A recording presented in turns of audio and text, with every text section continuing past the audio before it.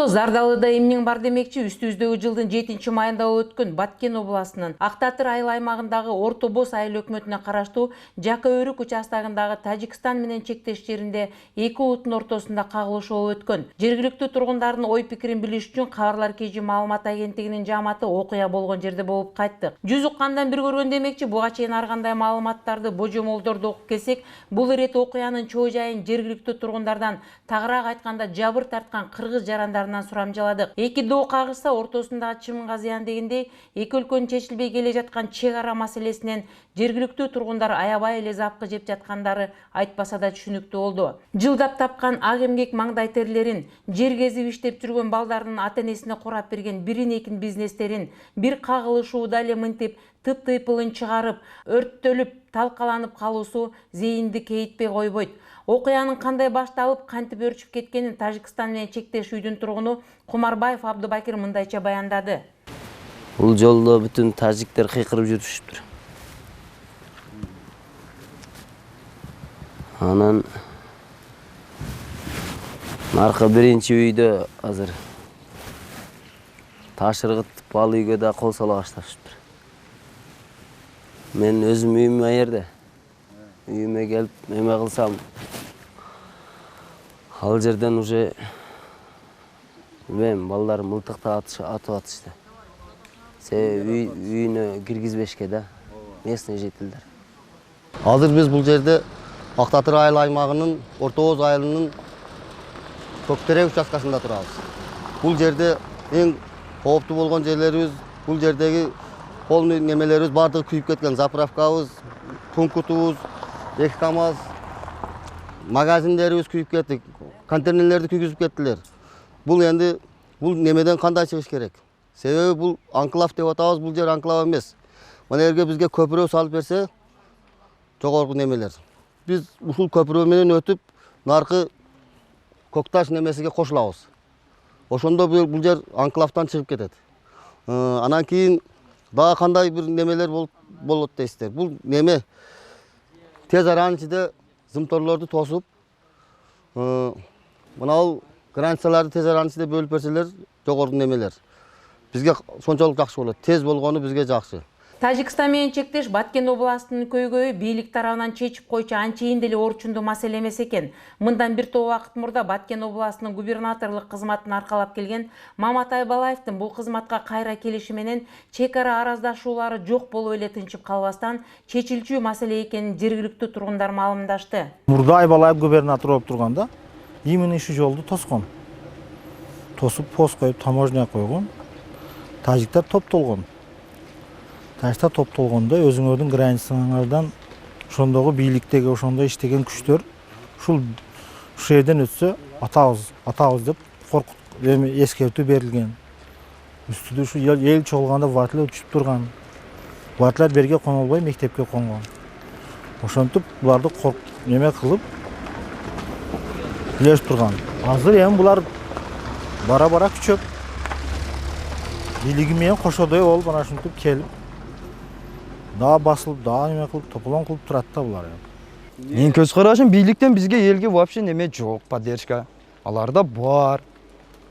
Кечээ күнү бизде дагы ушундай айылды басып киргенде ат деген приказ жок болду. Ушундай ооба.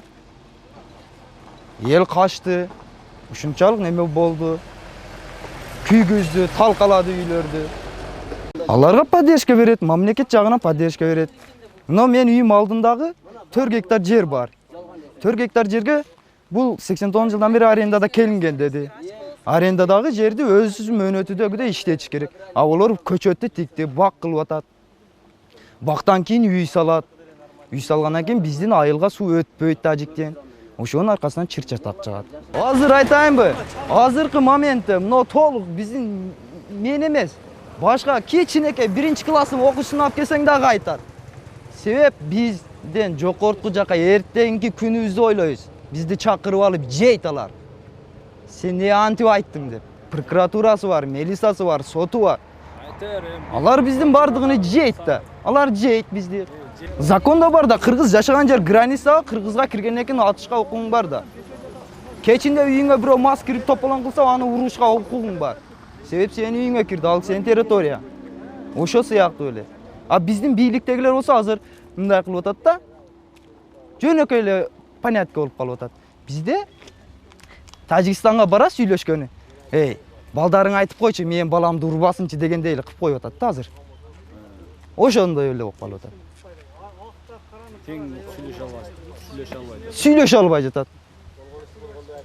Мамлекет болгондон мамлекетке намыс керек да.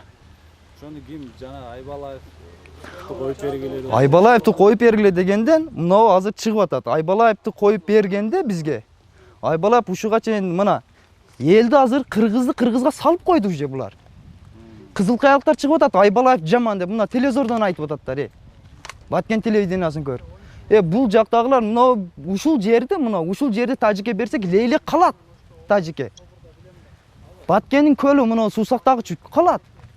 Бардыгы бүтөт. Айбалаев ошо Өзбекстандын немесинде мына Кызыл Каяга кадам жайдан Кызыл Каяга өткөн жерде. Биз убагында азап тартып жүргөнбүз Өзбектен таможнядан өтүп жүргөндө. Айбалаев пост лотокту коюп туруп бул жагы Кыргызстан, бул жагы Өзбекстан деп чечип койду. Кызыл Каяктар аны ойлобойт. Кылган ишини көрбөйт. Силерге азыр ошо киши керек болот. Бизге ошо киши керек. Ошо киши болгон, ошо кишини иштен кетиргенде булар новазды союп алып туруп той кылган булар. Той кылып берген булар. Ошо киши губернатор болуп жүргөндө мага окшоп жөнөкөй кийинип алып границаны айланып жүргөн бул киши. Границаны айланып жүргөн. Бул жер менин атам иштеп жүргөн. Бул жерде менин тууганым иштеп жүргөн. Булар уже бардыгы Тажикке өтүп кетиптир деген сөздөр кетип атат. Чечилсе, чечилбесе биз ушу мен өзүм пикирим да. Ушу тажиктердин сенасы дагы эле акчаны, тажиктердин сенасы да биз мамлекетке үйүбүздү сатайык.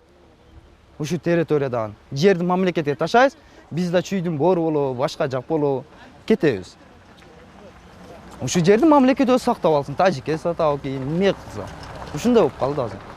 Окуя болгон жерде коопсуздук маселелери боюнча премьердин орун басары Абдрахман Маматалиевдин баргандыгы, жергиликтүү эл барымтага алгандыгы жөнүндө азын оолак маалыматыбыздын болгону менен кептин төркүнү башка жакта экен. Премьердин орун басары эл туткунунан боштондукка чыгаарда 3 күндүн ичинде маселени чечип келерине сөз берген дейт жергиликтүү тургундар.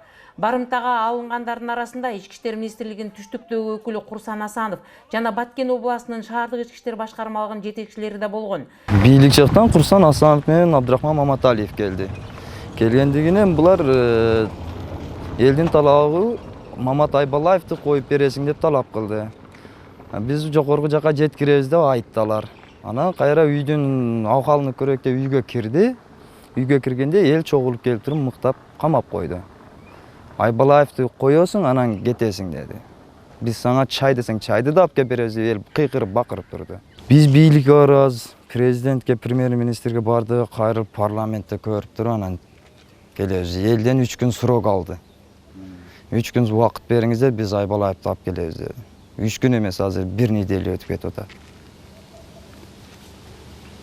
Баткенге митинг кылды, Баткенге Айбалаев келсин деп бияктын эли бардыгы барды. Барганда мынол жердин элини Тажиктен коргобой, барып Ак үйдү коргоп алды го. 200 солдат милициясы менен.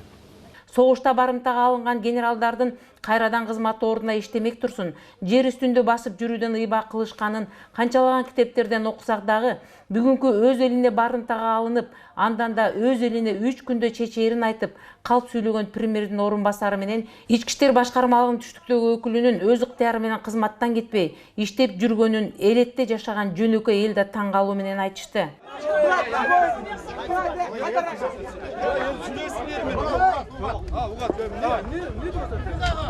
Айбалаев келет bunu koşatalım. Gel adama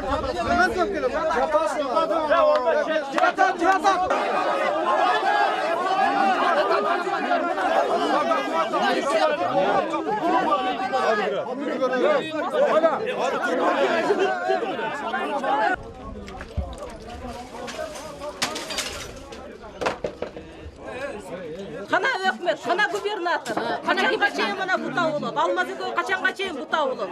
Эми ошо сиз деп мен Бишкектен келбедим Батай, угуп ошону.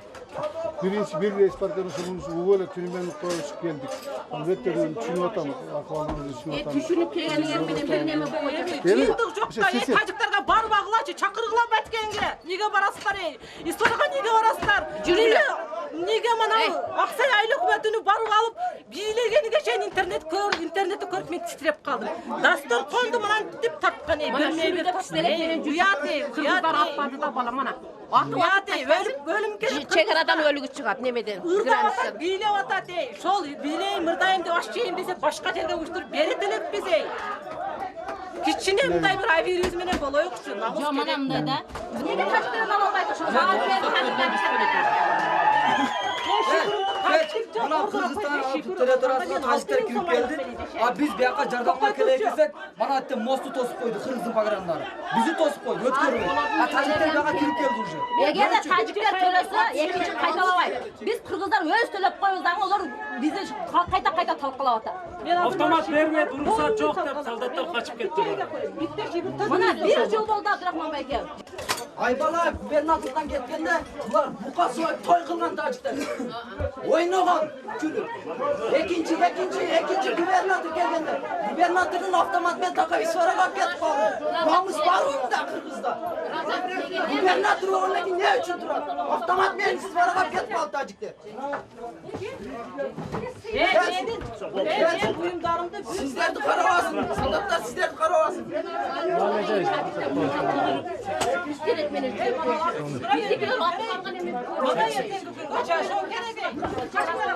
Kırgız'ın üyüde görüp жатат.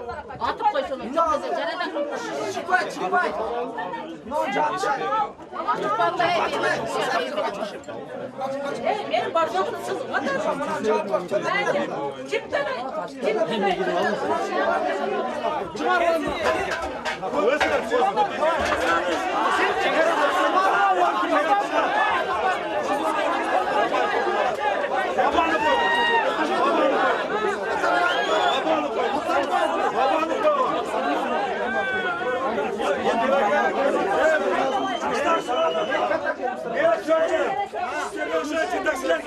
Hakim, aylak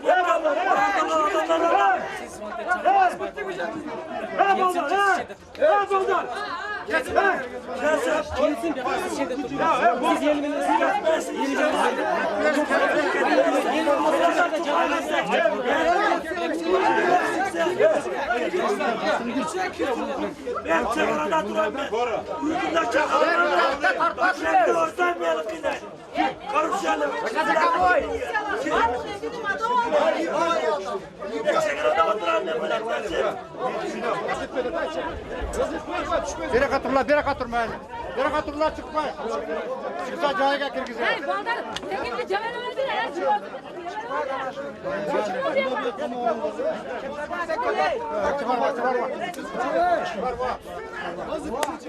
Ya ulan çıkaralım.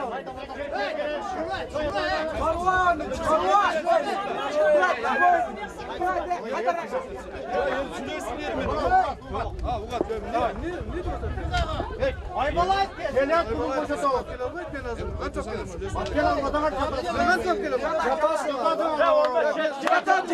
Баарынан кызыгы 7 май күнкү эки тараптын кагылышуусунда Тажикстан тараптан келген миңдей баланын кайдан эмне максат менен келгенин чек арадагы тажик жарандары билбейт жана ал балдарды таанышпайт экен. Жергиликтүү тургундардын божомолунда бул атайын даярдалган топ болушу мүмкүн.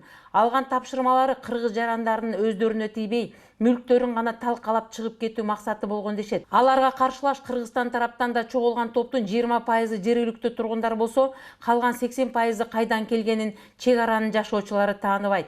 Айтор айтып отурса сөз көп. Мындан келди кандайдыр бир үчүнчү күчкө таандык кыймылдар да байкалып жатат. Эки тарапты араздаштырып, анан барып элдештирген киши болуп, бийлик төбөлдөрүнө көрүнүү максатында иш алып барылып жаткандыгы да алыс эмес күмөн.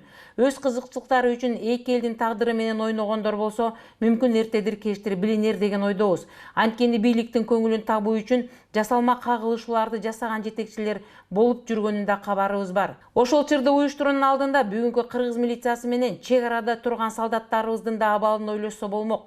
Айтпаса да көрүнүп турган чек ара коргоочуларыбыздын бозоргон өңдөрү, алган 12 000 айлыктары эч бир жыртык жамабай тургандыгы байкалып турду. Мекеним үчүн чек арада бек турам деген патриоттук сезим гана ошол Баткен Тажикстан чек арасында байлап турганы болбосо, андай шартка зарыл ишиң болбосо барып да кажети жок экен деген ойдо кайттык. Үмүт Муканбетова, Кыялбек Тойчиев, Кабарлар KG сайтына.